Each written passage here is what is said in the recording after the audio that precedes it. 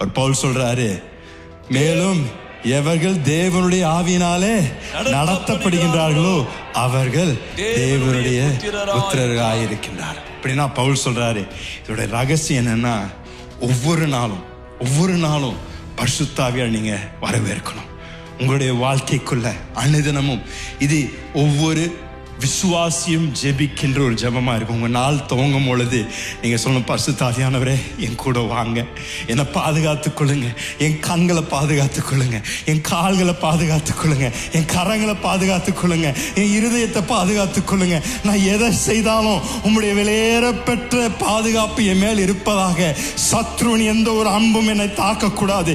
இன்றைக்கு சத்ரு எனக்கு எங்க வலை போட்டு வச்சிருந்தாலும் என்னுடைய திசையே திருப்பி அந்த இடத்துக்கு போகாம என்னை திருப்பும்படியாக நீங்க எனக்கு உதவி செய்யுங்க ஆண்டவரே என்று நீங்கள் ஜெபிக்க ஆரம்பித்தீங்கன்னா, அன்றைக்கு பரிசுத்த ஆவியானவர் எப்படி பவுலை மசதோனியாவுக்கு போகாது என்று சொல்லி திருப்பின அதே பரிசுத்த ஆவியானவர் உங்களை சத்ரு எங்கெங்கெல்லாம் உங்களுக்கு வலை விரித்து வைத்திருக்கிறானோ அந்த இடத்திற்கே போகாதபடிக்கு உங்களை திசை திருப்ப வல்லவராய் இருக்கின்றாருங்க. இன்றைக்கு கிறிஸ்துவர்கள் கற்றுக்கொள்ள வேண்டிய மிக வெளியேறப்பெற்ற சத்தியம், மாம்சத்தினால நடக்காமல் பரிசுத்த ஆவியானவருடைய வழி நடத்தல் உங்களுடைய வாழ்க்கையில அனுதினமும் இருக்கும் என்றால் நீங்களும் நானும் நிச்சயம் வெற்றிகரமான வாழ்க்கை வாழ முடியும். தேவன் நமக்காக வைத்திருக்கின்ற நோக்கங்களை நாம் நிறைவேற்ற முடியும்.